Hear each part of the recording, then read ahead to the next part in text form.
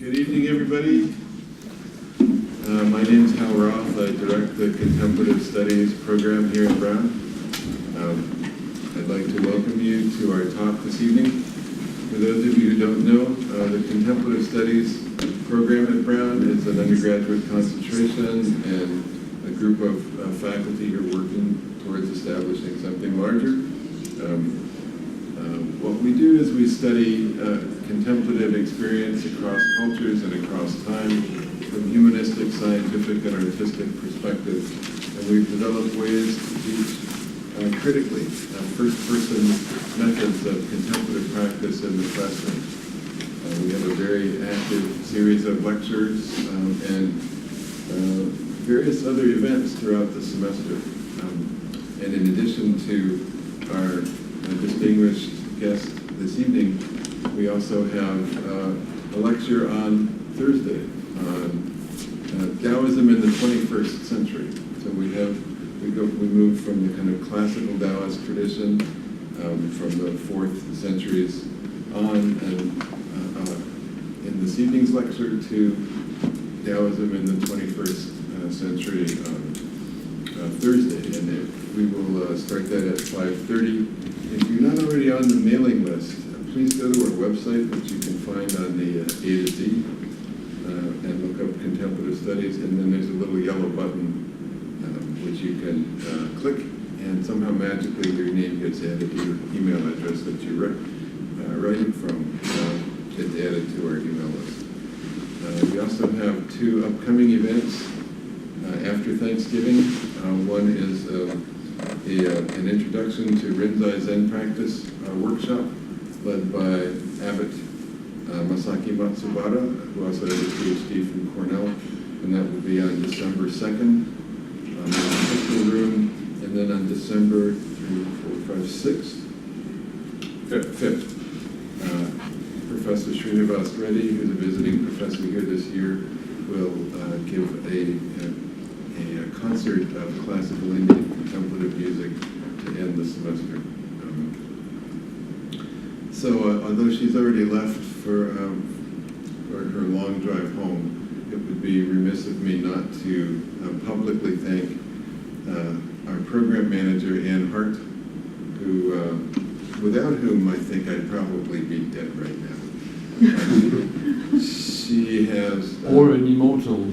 Or possibly. It depends what direction I ascend, or whether I ascend or descend. Yeah, ascend. She takes care of all of the details of these crazy ideas I come up with, puts them into effect, makes them a reality. So this evening it gives me great pleasure to introduce to you our speaker, the very distinguished professor of Chinese studies from Ecole Normale Supérieure in Lyon, Romain Graziani. I first actually heard of Romain because my second book, Original Tao, was on a subject with which he was very familiar, and he wrote just an incredible review essay in the prestigious European Journal of Chinese Studies, Tongbao. When you publish a book, you kind of send it out into the ether, and you don't really know if anybody ever reads it. And the only way you know if anybody reads it is if you get the book reviewed. And then often they're short reviews, and they really haven't read it, but they want a copy of the book.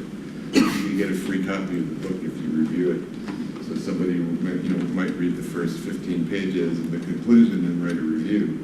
But no one has ever read any of my publications more thoroughly than Professor Graziani. I was very kind of honored by the fact that he didn't always agree with me, but he really got what I was attempting to do.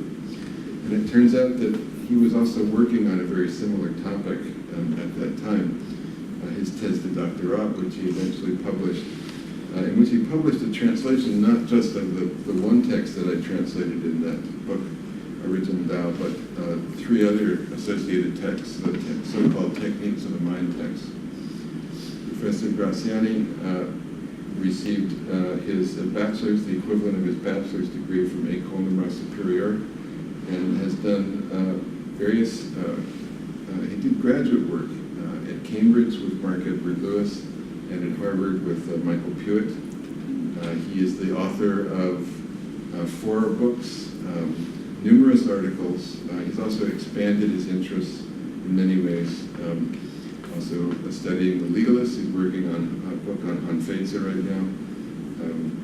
He's a co-editor of 6 different volumes of essays. And he's also a very skilled published poet, publishing now maybe 6 books of poetry. So it is a great honor to ask you to join me in welcoming our speaker this evening, Professor Romain Graziani. Thank you, Harold. You set the bar very high, and no, I don't know what I'll be able to say. First, you have to forgive me because I haven't been speaking English for quite a while. So if you don't understand me or you think my vocabulary is too poor, you can just pelt a tomato at me or give me a gentle warning. Thank you, Harold, for your trust, for your invitation. I was looking forward to come back to the United States and also to translate a few ideas that I had into another language, because this linguistic barrier is an excellent test to see if your ideas are solid and steadfast, or if they're just built on typical French rhetoric and stupid puns. So we'll see tonight. That'll be the test.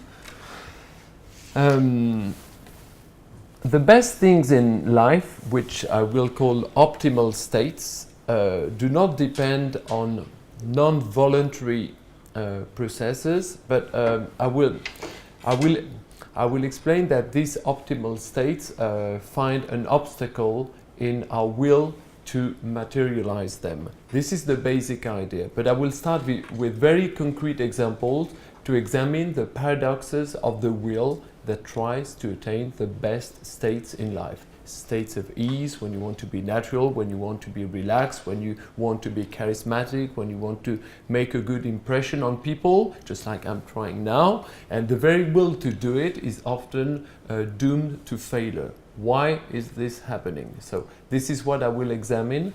This will be the first part of my talk. Let's take a very concrete example. We have a camera here. I loathe cameras. They always make me feel terribly uneasy. I feel like frowning or hiding or just running away. So I know very well that when someone takes a photograph of you, he can order you to remove your glasses or to raise your hand. These are the kind of voluntary actions you do quite easily, or unnote your necktie, etc. But this person cannot rationally order you.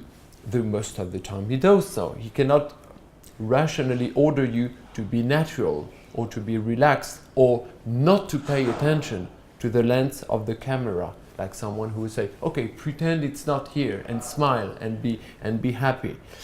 At best, this person can tell you to look natural or to try to smile.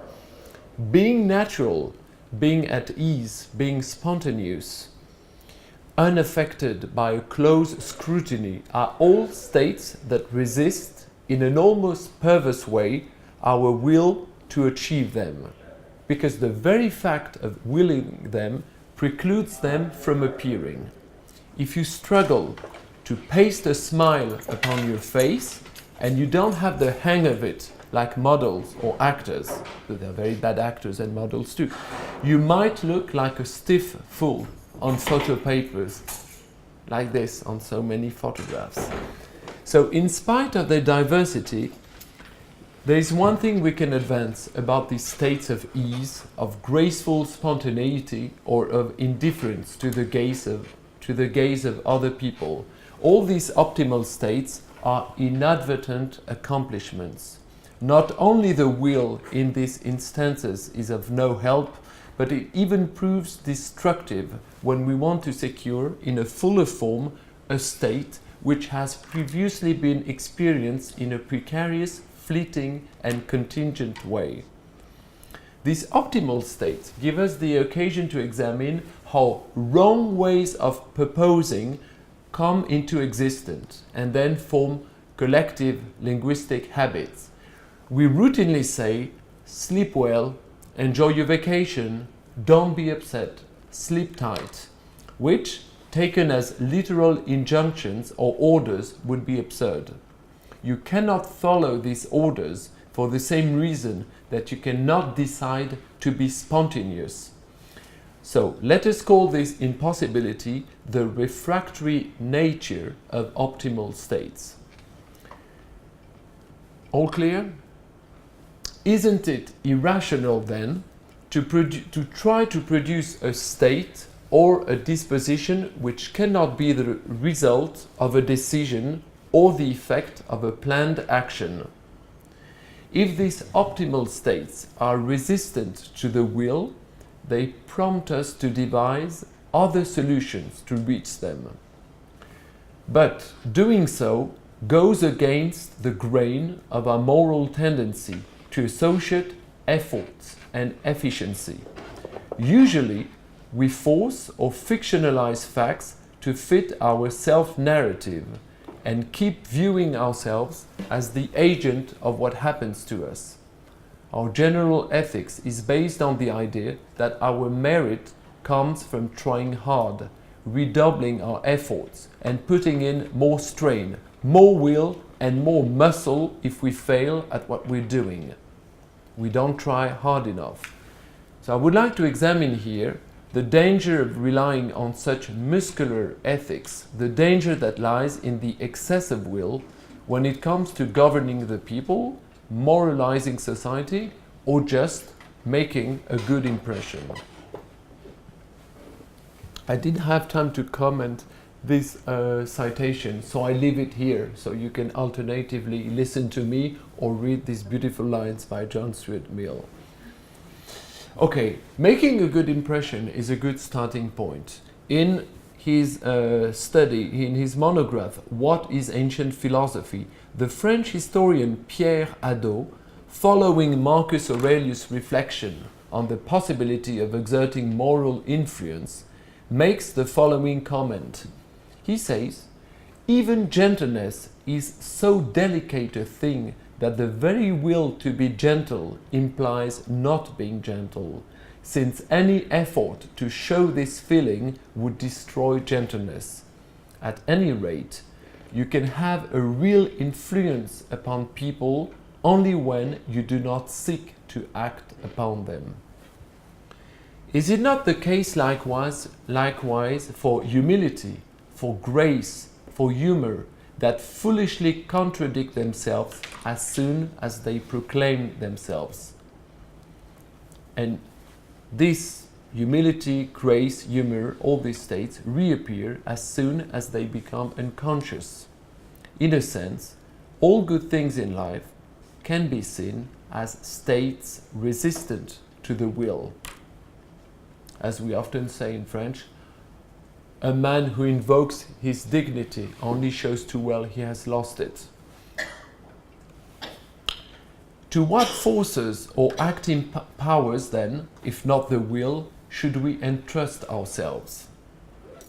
If you think I won't be talking about China, you are misled. I'm coming little by little. Indeed, while reading early Chinese texts, I began to develop the idea that when things do not happen as we had planned them, or as we wanted them to happen, this occurred precisely because of the plan we had set up, or even just because we had a plan, and we deliberately acted according to this plan. Indeed, sometimes a good strategy is just not to have any strategy. But that does not mean we have to rely on random events or sheer luck. There is a long-standing tradition running from Buddha to Luther, from Zen Buddhism to contemporary psychotherapy, that shows how pathetically we are misled about the extent of our autonomy. Rather than continue in that vein, I will suggest a string of answers, a gamut of remedies, not to be taken as universal recipes, but as possible examples of resolutions. So I will start with Confucius, even if it looks very classical or stereotype. With Confucius' disciple, moral hardship. Is he here? Yes, he's here. I can barely see, so you just have to confirm. In Confucius' Analects, we find one of the first testimonies of the painful experience of the states that are refractory to the will. Yan Hui, his favorite disciple, confesses his despondent puzzlement when facing his master's teaching. So, I will not disgrace the Chinese language, I will read the translation directly. Yan Hui said with a deep sigh, "The more I strain my gaze up towards it, the higher it soars. The deeper I bore down into it, the harder it becomes. I see it in front, but suddenly it is behind. Just when I feel I have exhausted every resource, something seems to rise up, standing up, sharp and clear.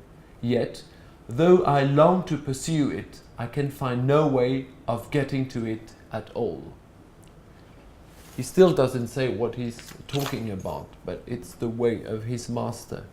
In spite of his goodwill, or rather because of his forceful efforts, Confucius' way keeps escaping his disciple Yan Hui.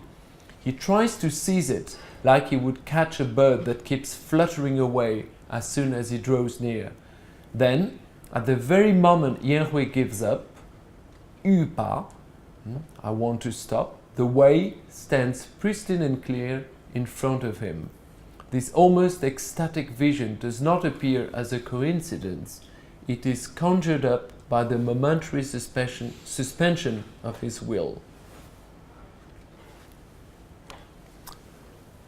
Next, the test of the seagulls.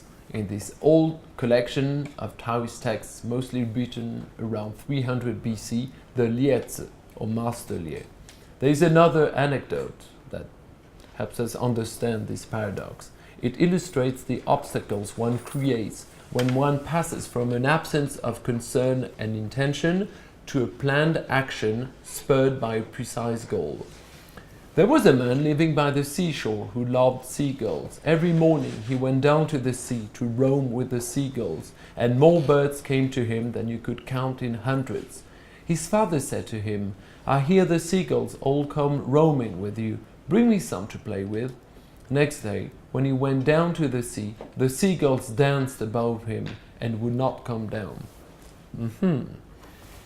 When the boy's behavior with the birds is not disinterested and purely playful any longer, when it serves a purpose and is guided by precise intention, the suspicious seagulls do not lend themselves to the game. Optimal states, too, are restive and ready to fly away from us as soon as we eagerly approach them. You know, sleep is like a dove. It can rest near you, but as soon as you try to grab it, it will fly away. Insomniacs here know what I'm talking about. Lao Tzu seems to have been the first author to impart this cruel lesson of political psychology. You belittle yourself when you stand on tiptoes. The very will to appear as a great man betrays your pettiness. The attempt to look noble only debases you.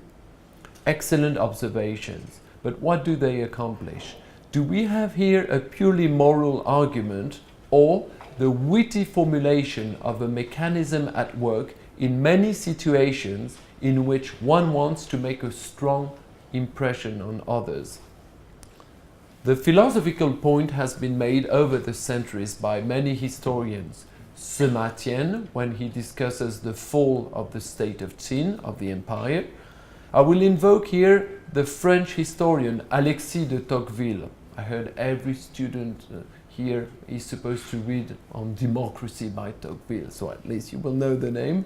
And then I will quote the French historian of ancient Rome, Paul Venn.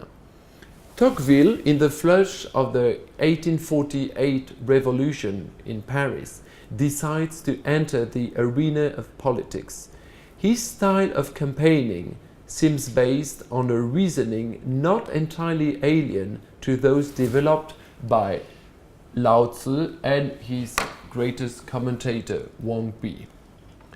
Nothing is more instrumental to success than the ability to not desire it too eagerly. So Tocqueville say, I try to come to terms with the prospect of losing the election, and in this quiet expectation I found a new resource, a clear-mindedness I would have never had if I had only been passionately driven by the will to succeed. Tocqueville finds in this self-devised quietist practice a precious resource to deflate the harmful effects of the unchecked ambition to succeed. He resorts to what we could call a change of focus in order to de-dramatize a possible defeat, thereby enhancing his chance to win the day. This apparently noble and disinterested attitude resembled Paul Venne's analysis of Roman imperial strategies in his studies of ancient largesse, le pain et le cirque, bread and circus.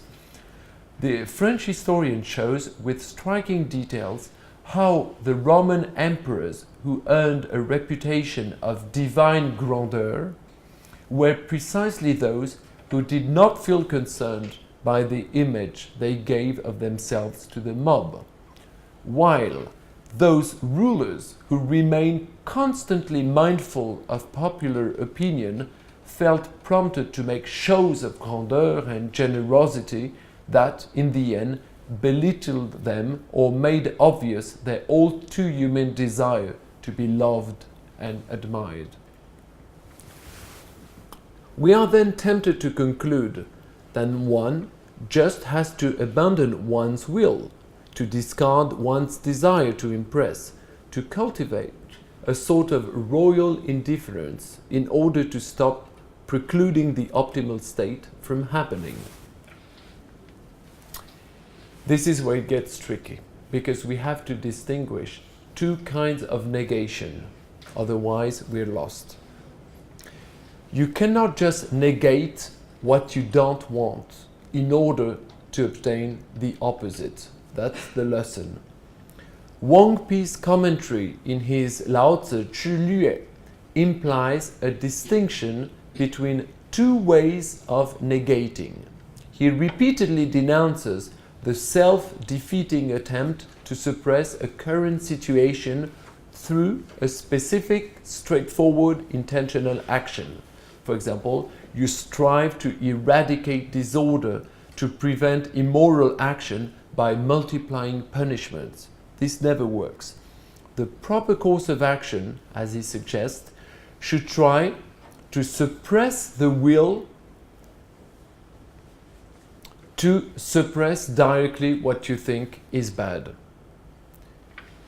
You also try to suppress the will to cause directly what you think is best. Look, for example, what Wang Pi writes about the ruler's desire to impose order. He writes, do not try to govern what the people do, but encourage their disinclination to do anything depraved. Do not try to forbid their desires, but encourage their disinclination to desire anything. And later on, thus, it is that only after repudiating sagehood can the efficacy of sagehood be fully realized. Repudiating sagehood is a provocative way of saying repudiating the will to be sage, the effort to look like a sage. Only after discarding benevolence can the virtue of benevolence become really deep. To hate strength does not mean that one desires not to be strong. It refers to how the conscious use of strength results in the negation of strength. The rightful rejection of benevolence is not the negation of the object. When you reject benevolence, it doesn't mean you want the opposite of benevolence. You want bad people or evil to predominate. It's only the negation of the assertive will to promote benevolence, as the Han did with filial piety, for example. You must stop wanting benevolence. More often than not, we do not perceive the difference between these two sorts of negation. We want to negate disorder, but we don't imagine that we should first negate the will to negate disorder in order to restore order. Once one tries to govern deliberately, chaos ensues, writes Wang Bi. How do you manage then to reach a state in which you do not actively want what you're looking for? It's not that simple. You can't just say, well, Wu Wei, you don't cease action, be effortless, and all would come of it well. I don't believe. This is for me a theological answer. It's too easy. So I will examine here what I call the mystic of fundraising.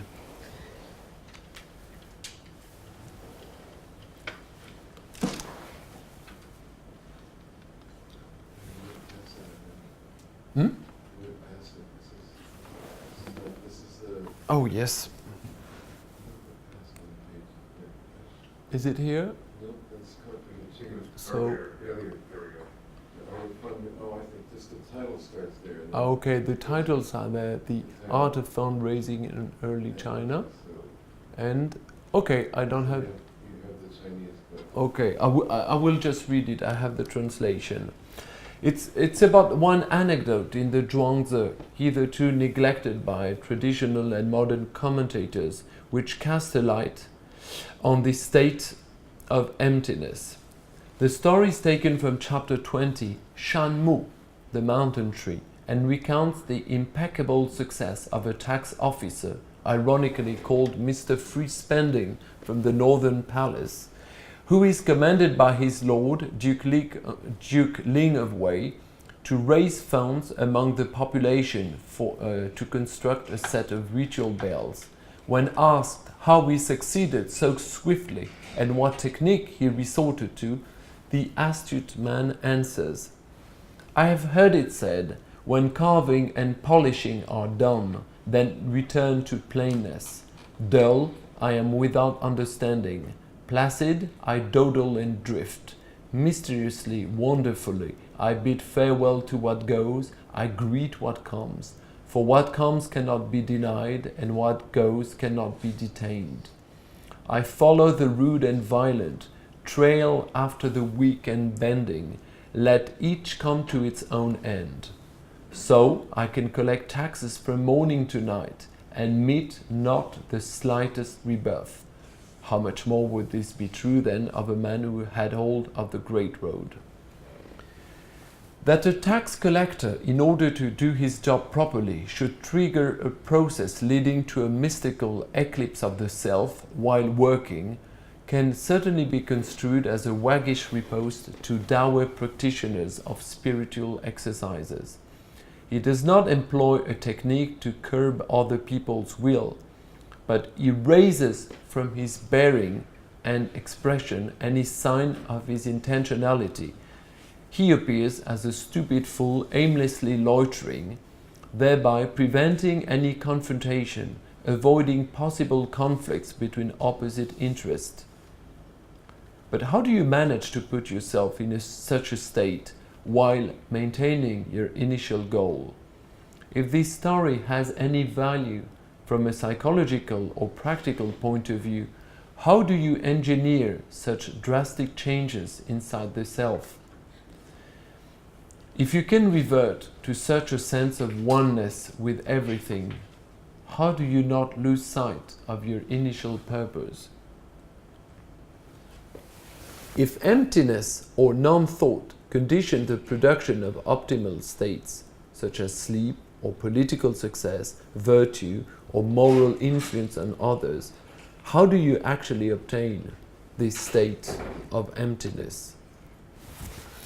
The political thinker Han Fei, in his deft appropriation of the Lao Tzu for non-Taoist purpose, gave a powerful formulation to the paradox that lies at the heart of the search for the optimal states of non-thought and emptiness. He seems deeply aware of the intellectual fallacy that makes people believe that if they strive to negate a mental state, they will obtain the opposite state. So, where is my little Han Fei? Back. Okay. It's at the top of the page. Yes. Therefore, those who hold non-action are not thought to be states of emptiness. That's all you want, right? Yes, I think it's a truncated quotation.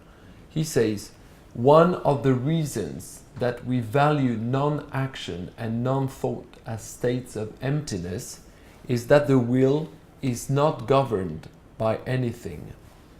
Those who lack a proper technique imagine that non-action and non-thought are merely a state of emptiness. Therefore, those who hold non-action and non-thought to be states of emptiness constantly focus their mind on this state of emptiness without being able to forget it, and that is how they are still governed by the desire to make themselves empty. Emptiness can only mean that the will is not governed by anything. No, being governed by the intention to become empty means not to be empty.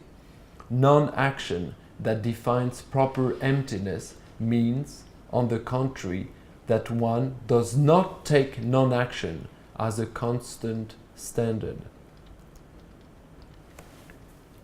Chapter 20, 解劳. As Han Fei points out, you cannot empty your mind in the way that you vacate a room. The very attempt to reach a mental state in which nothing governs the will requires itself a form of focused attention that is in plain contradiction with the state that is sought. You cannot voluntarily induce a state of non-thought unless you possess a specific art, and on that art Han Fei understandably remains silent. In other words, you cannot deliberately or straightforwardly obtain the passage from a willed absence to an absence of will. In fact, when seeking a state of emptiness, it seems we are just replicating the paradox of states refractory to the will. As if, at the heart of the solution, the initial problem kept polluting our clear and clean efforts to surmount the initial paradox. Some stories, some dialogues in the Zhuangzi offer us, if not instructions, at least inspiring suggestions about the way things happen. It would be very tempting to quote and comment many a dialogue, but due to time consideration, oh my God, I will limit myself to one brief episode, which we examined this morning, the carpenter's ascesis. Where's my carpenter?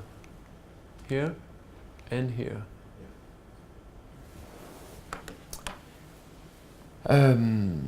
This kind of self-induced change, in which the will manages to dissolve all the obstacles it usually creates when trying to reach its goal, is more aptly described in this story of Carpenter Ting. People marvel at the bell stand or the bell rack he has carved out for his Lord, and he's asked to explain how he did it.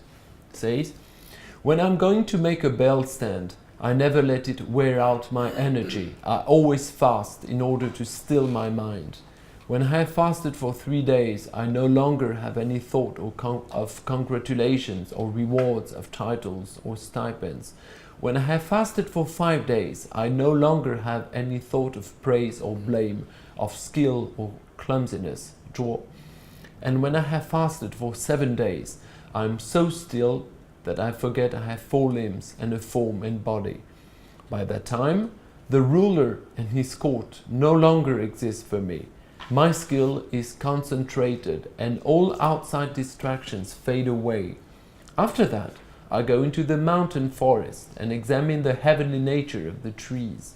If I find one of superlative form, or just one that has a perfect form, and I can see a bell stand there, I put my hand to the job of carving. If not, I let it go. This way, I'm simply matching up heaven with heaven. This may be the most instructive text about the problem of how to attain voluntarily optimal states that should not be planned or worked for. The carpenter confesses that he began to release himself from the pressure of the lordly request upon his vital forces. From the outset, he focuses not on the object to produce, but on the liberation of forces that were jammed by the state of mind of a person under command. Getting to the right mindset matters more than the work to be done, which is why he delays the first visible motion for days and days. He then does something quite unusual. He directs all his effort to strip off his task from the social, economic and political context in which it is embedded, the behest of his law, the critical appreciation of people on his work, or his own ambition to do well, his desire to impress. As long as he keeps his intention free from any connection to his action, he can be certain he will not harm the process leading to the desired state. Once the will is disarmed, so to speak, once he has eliminated the interference of the outside world, the work to be done is just a technical matter that does not even seem worth mentioning. The Zhuangzi's didactic stories are not confined to the negative exhibition of difficulties and fallacies in the psychology of action. So many stories express in ever-renewed ways, with a delightful variety of characters and situations, the general direction we ought to follow by cutting the bonds between our primary intention, getting money, producing an object, cutting the bond between our primary intention and our will to fulfill this intention. The assumption that guides the carpenter in his fasting concurs with the concept developed by the therapist Viktor Frankl, according to whom states of hyper-reflection and hyper-intention, with a lot of anxiety and fear, account for the impossibility of deliberately attaining certain optimal states. A brief remark in the Zhuangzi explained the failure of actions in the same terms when discussing the mastery of one's body when something is at stake. It's exactly what Frankl says when he says the very effort to avoid something that you don't want makes it happen. The more you fight against a symptom, such as blushing or stuttering, the stronger the symptom becomes. Now we can hear this story. Confucius said, in the Zhuangzi, the Taoist Confucius, when you're betting for tiles in an archery contest, you shoot with skill. When you're betting for fancy belt buckles, you begin to worry about your aim. And when you're betting for real gold, you're a nervous wreck. Your skill is the same in all three cases, but because one prize means more to you than another, you let outside consideration weigh on your mind. He who looks too hard at the outside gets clumsy on the inside. In another chapter called The Old Fisherman,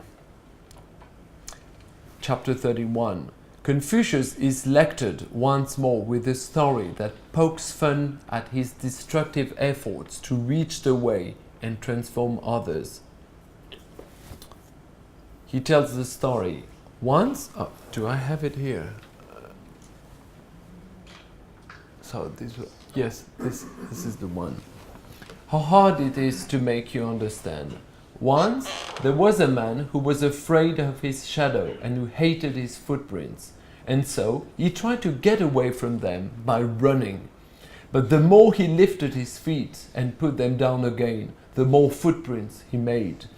And no matter how fast he ran, his shadow never left him. And so, thinking that he was still going too slowly, he he ran faster and faster without a stop until his strength gave out and he fell down dead. He didn't understand that by lolling in the shade he could have gotten rid of his shadow, and that by resting in quietude he could have put an end to his footprints. How could he have been so stupid? This fool who tries to outrun his own shadow and shake off his footprints lampoons the pathetic pedagogical habits of Confucius.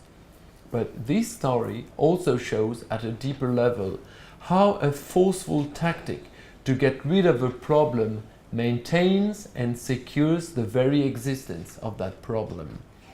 In other terms, the kind of solution we devise when the will is in a state of anxiety ensures the self-defeating nature of its course of action. The most opposite response, as the story suggests, would have been to concede to stop trying to solve the problem, since the man had only to remain quietly in the shade to see his own shadow disappear, and he had only to stop walking to put an end to his footprints. Remain quietly in the shade, but what if you cannot sleep quietly once you've stopped running? Let's take the case of the insomniac. The real problem is not that you don't fall asleep. It is how you worry about the consequence of not sleeping, and how you develop a sickening attention to your present wakeful condition. The nightmarish moments begin when you tell yourself every minute that sleep is not coming, and that every damn page you read is a further reduction of your sleeping time. In that state of worry, you keep wanting at all costs to fall asleep, without taking the time to undergo a series of incremental changes and intermediate states that would gradually lead to a deep sleep. We should not focus on sleep, but on something else, for instance, on the way of channeling and regulating one's breath in order to create an intermediate state of relaxation. That process can be set up by the will as a self-erasing strategy. I mean by that a plan of action in which the experience you undergo slackens the hold of the will on the mind and leads to a partial or total oblivion of the initial goal. Or you can just take a sleeping pill, but that's another problem. If sleep is a state I can reach only when I stop looking for it, that does not mean I cannot look for it at the beginning of the process. And this is a nuance that is systematically overlooked by fervent advocates of non-action or wu-wei. You can pass from a regime of strong intention to a regime of vague anticipation. At first, I can tell myself I'm in a state in which I absolutely do not want a situation of non-sleep. In other words, I want to be asleep right away. When I finally fall asleep, my will is at rest, so that I can honestly say I don't want to sleep, and I don't want the contrary either. In fact, I just stop wanting. I am only receptive to what happens. The subtlety of this distinction is the very gist of Wang Pi's exegesis on the Lao Tzu and the core of the exercises that lead to an optimal state. You must pass from the negation of an object to the negation of the will to get this object. And I insist that this process itself must be or can be scripted by the will. Take the example of a smoker who decides to quit. After 3 days, he craves for a cigarette. But what he wants is still the absence of cigarettes. He's a non-smoker now, in the sense that he has the will to negate the object or the activity that defines him as a smoker. After 7 years, maybe 20, he has lost the will. He has lost the will not to smoke, though he has not the positive will to smoke either. He neither wants A or non-A. he just stops wanting these things. They are indifferent to him. At this third stage, this person has become a non-smoker in a changed sense.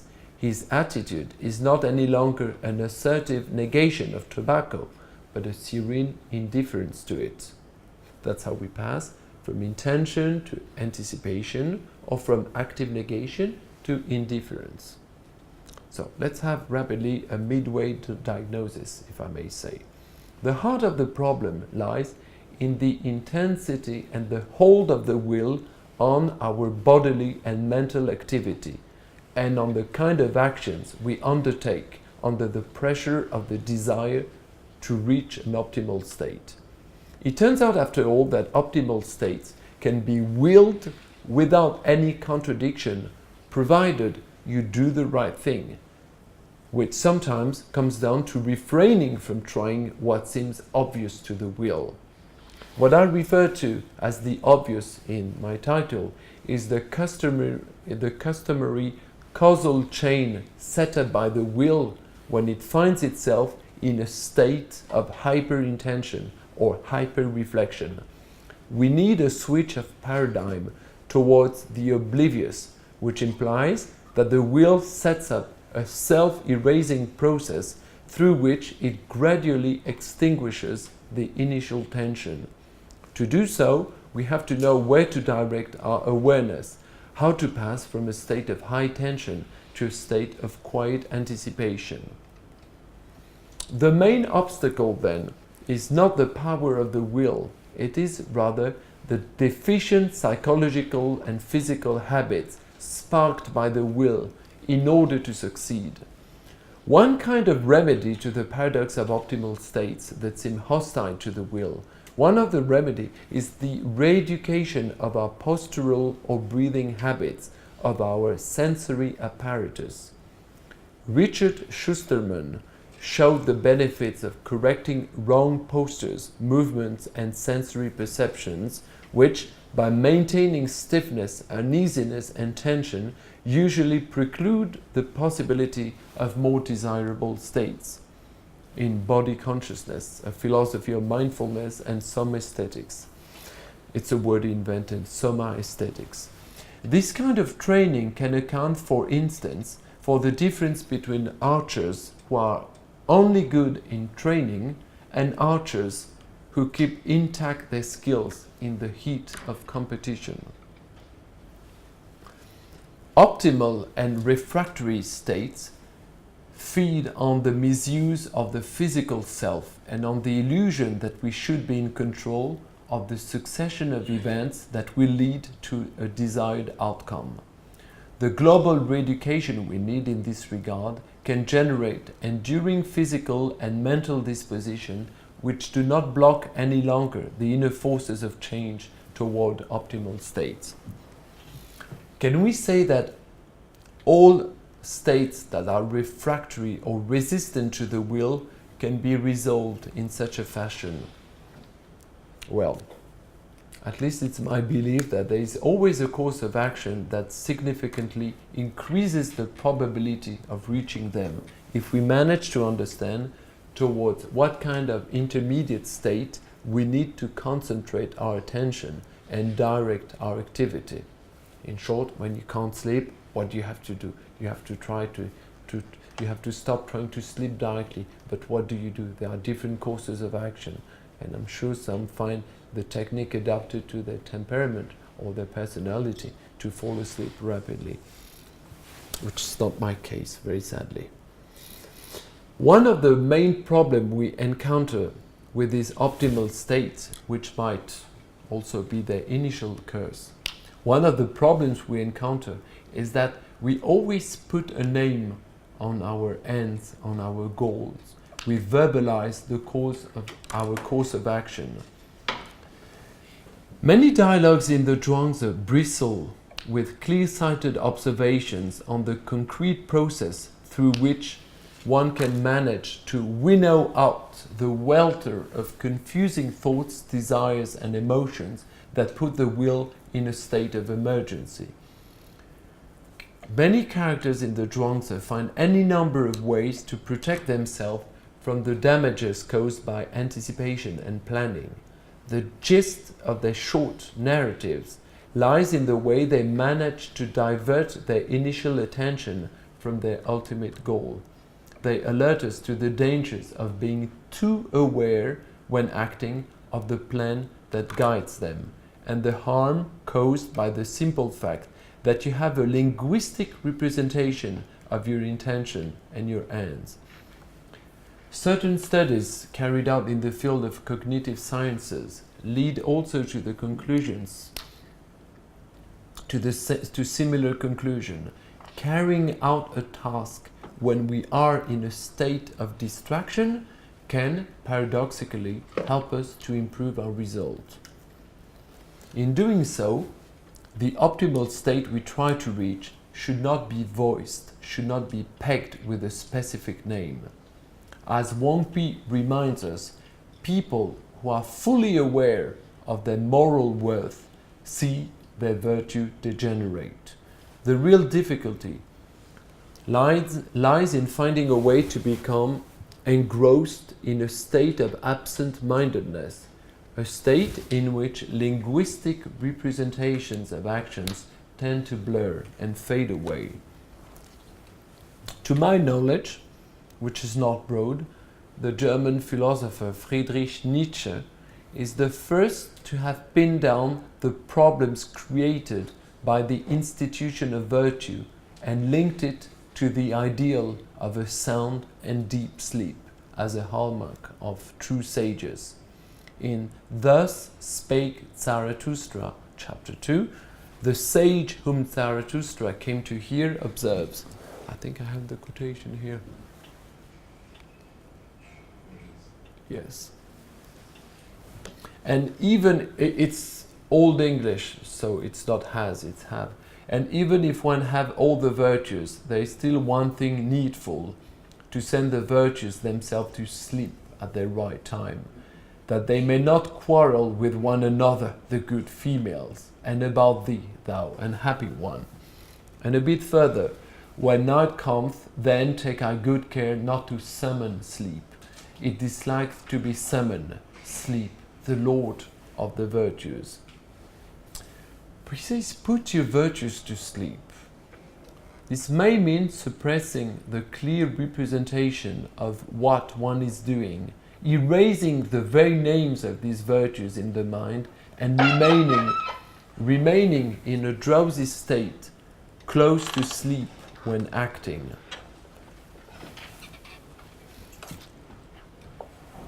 Ah, my friends, that your very self be in your action, as the mother is in the child, let that be your formula of virtue. Carl Jung comments this passage in the following terms. If you give a specific name to each of your virtues, you will create a clash between them. If you try to enact divergent virtues, if you show yourself righteous, full of compassion, and a lot of other things, to such an extent that you will give a name to each of these qualities, you will end up divided and torn, for you will not know any longer if you should cleave to justice or to compassion. Only when you remain unaware of your own worth can you maintain your unity. That's Jung said that in a seminar in Zurich when he commented Nietzsche's Zarathustra. If you become aware of your own virtues, you are lost. You will unmistakably find yourself in a nightmarish conflict.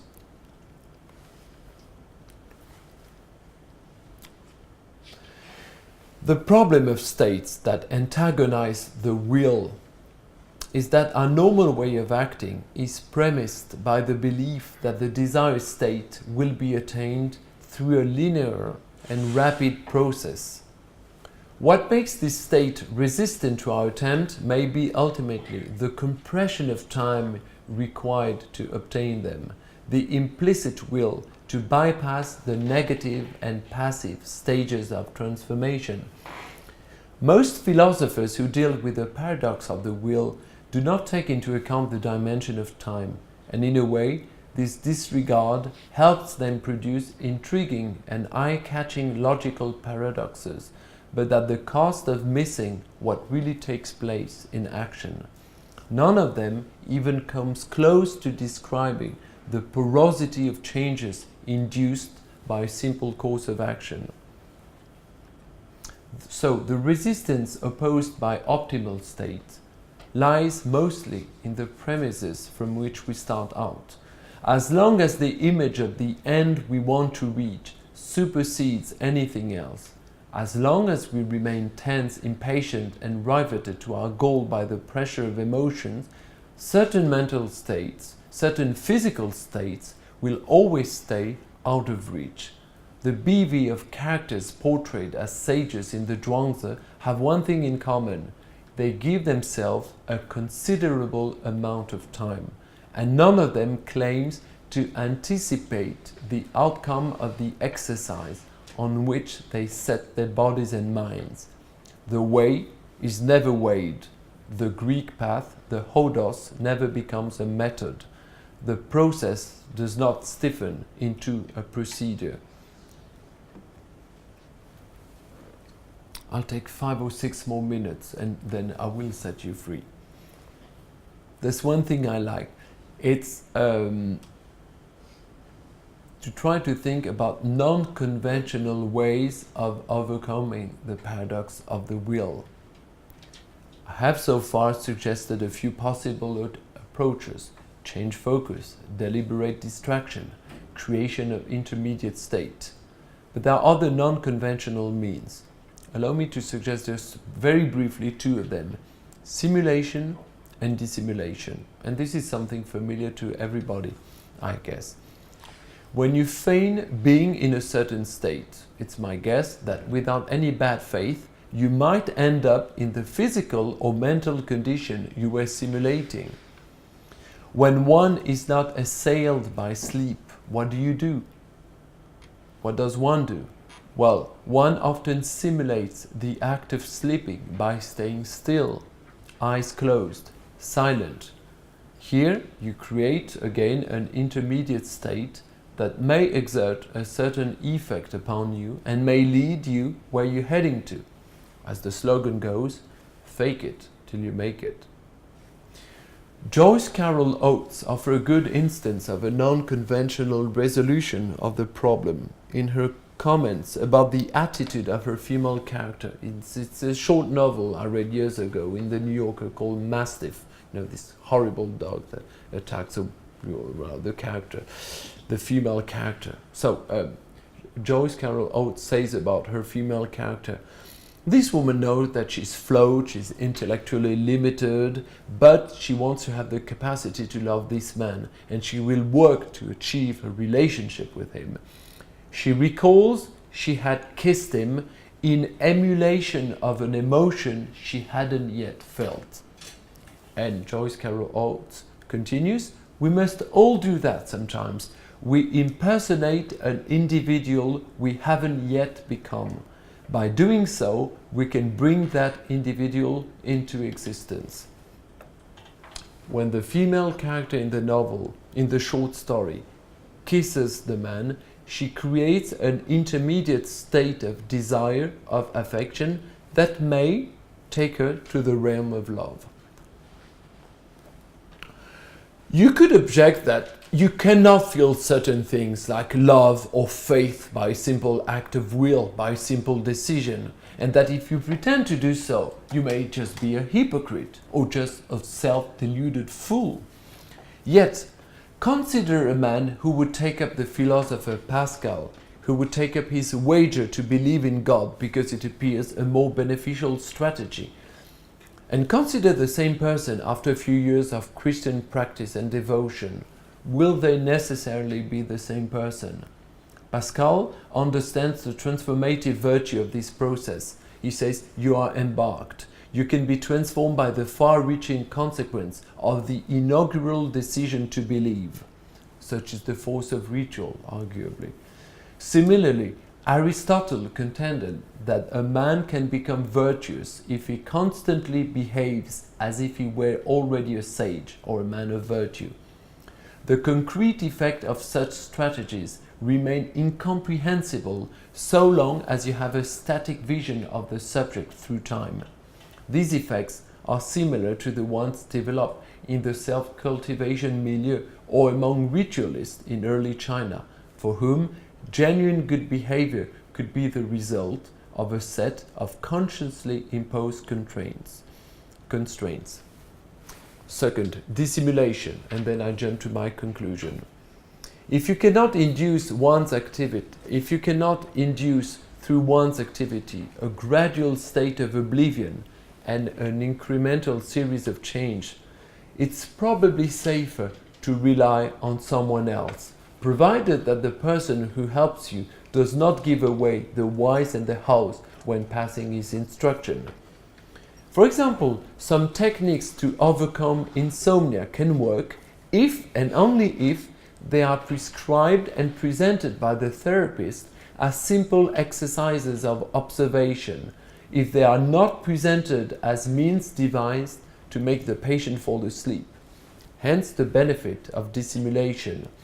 One of these exercises consists in asking the patient not to fall asleep at all costs, emphasizing how important it is for what will come next. The patient is asked to write down on the paper every 10 minutes how she feels, dry mouth, heart rate, stream of thought, etc. Sometimes the exercise is so excruciatingly boring and repetitious that the patient rapidly falls asleep. But one condition is that the patient must remain unaware of the doctor's tactic. As soon as the insomniac patient suspects that sleep is the expected outcome of the exercise he or she is given, sleep may well fly away and stay out of reach all night long. In other words, each time you try to foresee the causal mechanism, each time you have in mind the expected result, your conscience will alter the very mechanism and distort it. Though the observer modifies the situation he observes, he keeps acting as if the situation were indifferent to his observation.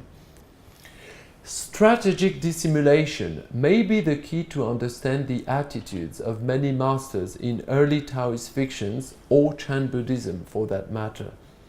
When you reject a would-be disciple who is overly eager to gain power and knowledge under your guidance, when you humiliate him and you explain him he's just a worthless waste of space, you make him abdicate his eager ambition to reach his goal and put him in a state of disarray, which is probably the best state to make him start listening.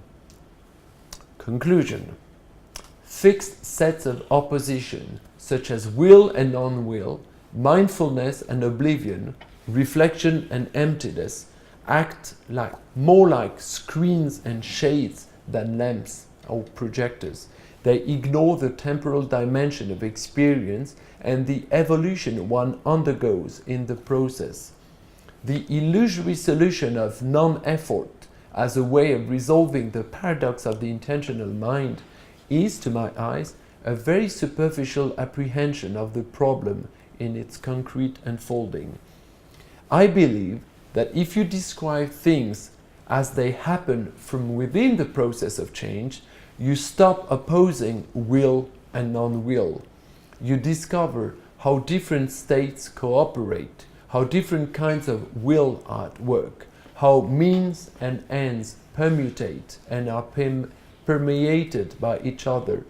You discover that moments of undivided attention are just as essential as moments of mental drowsiness.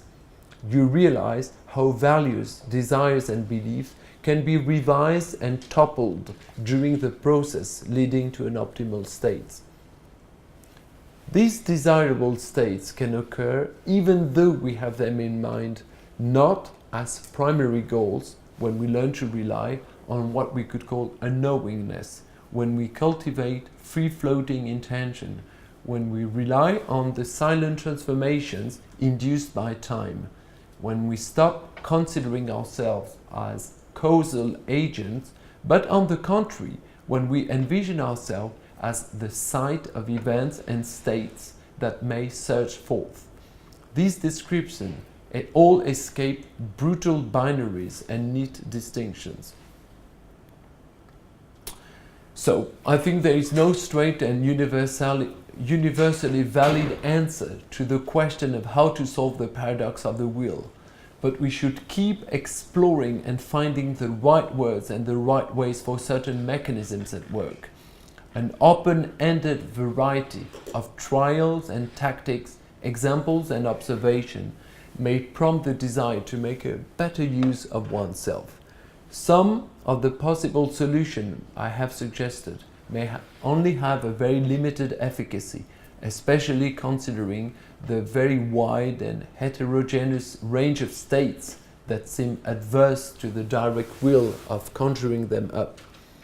And the efficacy of such and such mechanism ultimately depends on the mood, the temperament, the situation, or the mindset of any number of individuals. What works for one may just make the other mad. What is sheer bad faith for one person may lead to a real state of grace for another. Yet, I believe that we should keep speaking of states that are, in their very essence, resistant to the will. First, because you can never reproduce them at will, just as you can lace up your shoe or pelt a rotten egg at the face of a politician. Second, the notion of states, resistant to the deliberate and planned effort to reach them, sets a limit to the hubristic desire for technical supremacy. They exert a normative function and force our activism to be accountable for many errors that we would otherwise complacently ascribe to bad luck or unfavorable conditions. I will stop here and stop my conclusion. Thank you very much.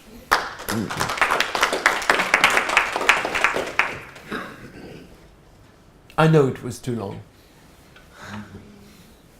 Just 1 hour.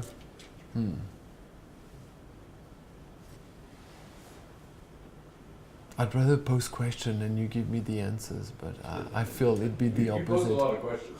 Yes, I do. And you don't give me many answers. I have a question though. So, would you characterize these optimal states as all being basically byproduct states in that sense? Is it part of their nature to be that way? This is the John Elster's thesis in his book Sour Grapes. He talks about states that are essentially byproducts, but it's a very good approach, but it doesn't take into account the fact that you can find some techniques to make them happen, and he also seems to if they are only byproduct states, I guess it means it makes them impossible for the will always. For example, and I don't follow his conclusion. They appear as byproduct states, of course, but I believe there are other ways to reach them. For example, if you can't tell someone, be natural, be spontaneous, or don't be so obedient. It's a sort of double bind and contradiction. But if you tell someone, be spontaneous, and this person works for months and months meditating, doing other things, he might end up being spontaneous. And even just tell you to fuck off. Also, and that's a very spontaneous answer. So I try to find another expression as than byproduct states, because sometimes you have them in mind and they cannot completely come as byproducts. For example, you want to sleep, you feel a bit nervous, you want to sleep. I think you can set up a causal chain, but that will have sort of effects or outcomes that you cannot predict, but will lead you to sleep. And then I think sleep will be the result of the process you set up, and you can't really call them byproducts in the end. I'm sorry to interrupt. Can you say more about what do you mean when you say? Because this is a new concept to me. What does that mean to be a byproduct state? Well, I didn't use it in any technical way. yeah. Byproduct states philosophically are defined as state that are the effect of action undertaken for other ends. For example, a teenager wants to be, I want to be a grown-up, I want to have the maturity of a grown-up, but he cannot act upon it directly. But if he commits to a great cause or to something else, maturity will come of itself. And it's a sort of byproduct. It's not something that he can will directly. Very interesting. Just sounds like you were exploring this kind of a paradoxical kind of mental processes and results. I'm thinking about current discussion on artificial intelligence. So that whole, enthusiasm about human effort to produce, replicate the human mind and what we do, and in the Zhuang's, Taoist spirit. Do you think that's possible? Because that's exactly what they're trying to do. They're trying to purposefully produce, replicate the human existence, human thinking, and so on. I just want to hear. It sounds like you're exploring something really interesting and quite unique about humankind. At least in the Zhuangzi, it's true that you can find a repeated attempt to produce in yourself states that were unheard of or that would have been judged very negative by other thinkers, and you try to find these sort of self-inducing techniques to be engrossed in a state from which many good or happy things will surge forth. Yes, and the problem, and probably the difference with artificial intelligence, is that the Zhuangzi, just like Han Fei, stays very silent, does not give any exact descriptions, and the only specific details we have is the mention of time and the considerable amount of time it takes to be transformed by these exercises. But I suspect that the Zhuangzi would remain very skeptical if you explained to a mind of his kind that we are devising algorithm or softwares or what doctors do, pills to attain any kind of mental states. You want to be in a state of euphoria, you want to be in a state of sleep, of confusion, of happy drowsiness, you want to feel alive and never tired, you have pills for everything. Or just soon the exercise pills, as we discussed yesterday with this article in the New Yorker. And it's a way, it's a sort of shortcut to, you don't overcome the paradox of the will, you just bypass it. Because your will is just like between brackets, and you can trigger this process otherwise. But it's very interesting to ask yourself. Using logic to produce something in Zhuangzi's way is surprising. Logic, technique, science. So how do you? I mean, it seems to be philosophically that's what humankind is doing right now in that huge, vast. Well, a very simple example: the more you take sleeping pills, the harder it will become to sleep naturally. So in a way, you only reinforce the paradox and the refractory nature of these optimal states when you resort to a technical way to accelerate the process and make them come. So.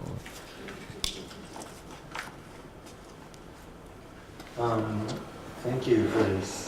Yeah, this is giving me a lot of ideas. I hope so, because you work on non-action. At least we should, I'm just wondering about the problem of. I'm wondering because Zhuangzi obviously was very familiar with Confucius and his point of view, and was kind of pushing back against it. But how much is his idea of spontaneity, like he already knows all of the Confucian ways of acting, and so he has the luxury of being able to say we don't need those. But the thing is, he already has them in him. So what if, I mean, part of it is just that he's not, maybe Confucius would say, well, yeah, like the thing is that you didn't do the thing enough to become spontaneous. You know how like Confucius talks about his life, and he says, I can't remember exactly, but it's something like, at 20 years I had a little bit of knowledge, and then probably consider Confucius stayed trapped in the realm of forms, and that's what we saw this morning. 几教几拙 and then 富贵于朴 when you've been educated, when you've cultivated yourself, when you've learned the form of social interactions, when you have all these manners, then you must be able to revert to a state of complete non-differentiation, to a state of complete unity. And that is obviously what Confucius is missing in all his encounters, in his fictitious encounters in these episodes. He doesn't get the point, or he feels he's unable to revert to this state, and he envies people who can do it. They say, I'm cursed by heaven, I can't do it. But in the end, he says, at the age of 60 or something, I could just Follow the dictates of my heart. Yes, 70. So, 7. Yes. So isn't he saying? Well, it means he has spontaneous, he has integrated all the rules, the regulation, but you could read it in a different way. You could see also that he's he has a sort of he's so subservient to the social order. He doesn't, like the slave who doesn't realize any longer what is freedom. You could take it this way too. He's integrated. He's a sort of social obedience all the time, and it's become spontaneous. He became a robot. You could have this reading. At least it's not the sort of blissful state of drowsy confusion that is praised in the Zhuangzi. Is completely different. So, you worked with Michael Pewitt in the past? Is that? Oh yes, I did. He came and gave a talk like a week ago or so. I heard so. He was talking about the G-tone from the Li Ji and the ritual where the father and son relationship is inverted, and then you go back to the way you normally were, and this is supposed to be a ritual that can lead to a certain kind of cultivation. And then he talks about the Zhuangzi and how the Zhuangzi has a similar kind of inversion going on sometimes, but it encapsulates like all of nature. So like you would see yourself from the perspective of a butterfly, and not just from the perspective of your father. I don't know. I was just wondering, is there any way to what extent you might kind of diverge from Pewitt's thinking on the Zhuangzi, or if you kind of are largely in agreement with the way he thinks about it? I don't know how to answer Ideal this. states obtained from the Zhuangzi. Just rephrase the question. So- Sorry, it's just my bad English. It's No. nothing to do with you. Well, Pewitt was saying, from my understanding, was that through what Zhuangzi is saying, you can kind of attempt to reimagine your relationship. It's through with an nature. act of will that you project yourself into a perspective that's fundamentally different from your own. Right. That's what he was arguing. So the butterfly is not some sort of indication of the fluidity of conceptual and perceptual categories, but which arises spontaneously in the Taoist adept who's cultivated herself according to these methods of emptying out and inner cultivation and self-forgetting. But instead, it's a deliberate act of will to project that imaginatively project the butterflies looking back at you and vice versa. So if you dreamed you were a butterfly, that humans do relatively frequently enough. But that you're a butterfly dreaming you're a human, that involves a deliberate act of will. So it kind of brings up the issues that you're talking about. Is it a spontaneous expression of the fluidity of Zhuangzi's self-perception and self-identity, or is it an act of deliberately projecting a different perspective, imaginatively? What did Michael say? Well, I think what Michael was saying was that Confucius was always in the human realm. He was talking about changing perspective, but it was only in the human realm.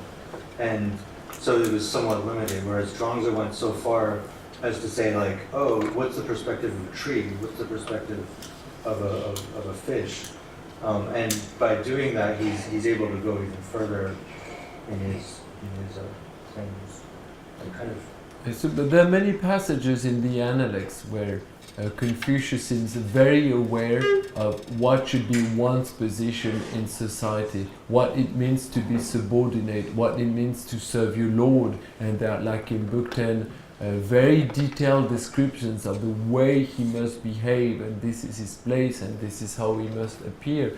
Whereas in the Zhuangzi, it seems many passages and many discussions with Confucius suggest that there is no ultimate reality of the self. We are really multiple, and there's no reason why one of these self should prevail. When he talks with the Henri, you say, yesterday you were dreaming you were a bird flying, and tomorrow you will be that, and which is also the real one. And it's as if he wanted to refuse the idea of a hierarchy, or just as if they were fanciful images that were just the production of one real self. I think that's the main point, because if you accept the consequences of that, what do you do with social hierarchy? There's also a passage where I think there's this duke or this count which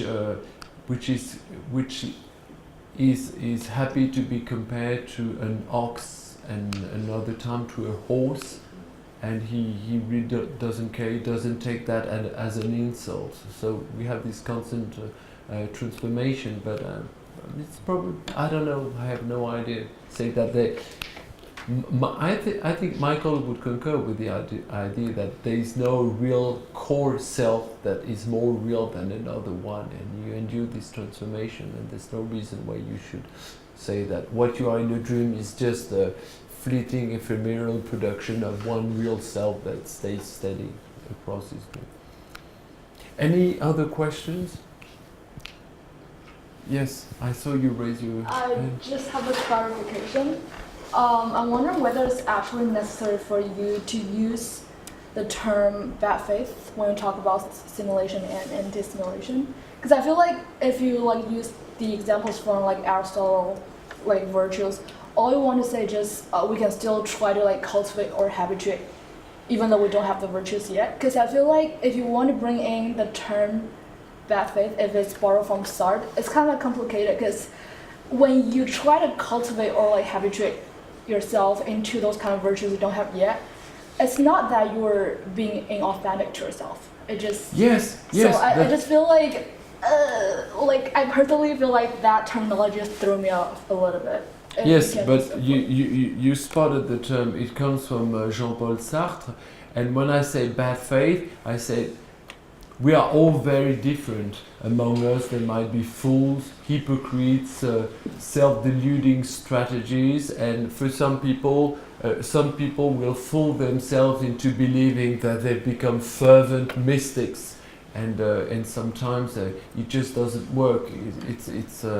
It's a sort of self-persuasion, and that is what I call bad faith. And in another person doing exactly the same thing, the same gestures, the same prayers, might lead to an authentic state of mind where you develop a real faith.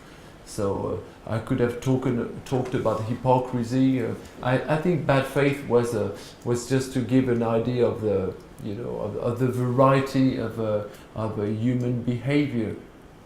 When you try to reach a certain state, I mean that we're not necessarily all genuine and sincere when we try to become someone else. So as a result, I mean, for Yes. start, if you have that faith, then that means that regardless of how much effort you have trying, like how much time it takes, you're never going to achieve that angle because of inauthenticity and bad faith. But I feel like if you want to bring in like Aristotle virtues, there's a possibility that you can be as close as possible and you can be like authentic as possible. I mean, yeah, just my clarification. No, but it's a very interesting question. I have no definite answer, but the problem comes from Pascal's wager. If you should believe in God, because if you don't believe in God and God exists, you'll be in hell, and if God exists, then you will win everything. And if you act like a Christian, even if God doesn't exist, there's no real damage anyway. So the benefits are this, and this is the origin of the problem of bad faith. You know, that you've built all your life on your self-interest, and you choose a way of life because you maximize the benefits. And what I'm trying to say is that you can have a sort of non-impure motivation at the beginning, but this motivation leads you to a series of change across which you may transform yourself and end up as a real and genuine Christian. I could have taken ritual or many other things. You know, most of my professors in Chinese, they started out, their career because they loved Mao, President Chairman Mao, and they were enthusiastic for the Cultural Revolution. But does that compromise what they've done afterwards as sinologists? I'm not sure. It's the same problem, when first you decide to act as if you already believed something. Well, we could talk for hours about it. Fake it till you make it, yes. But that doesn't always work. Hence the Viagra pill, for impotency and, many other problems. Okay, thank you. I won't delay you. Everybody must be very hungry now. Thank you very much.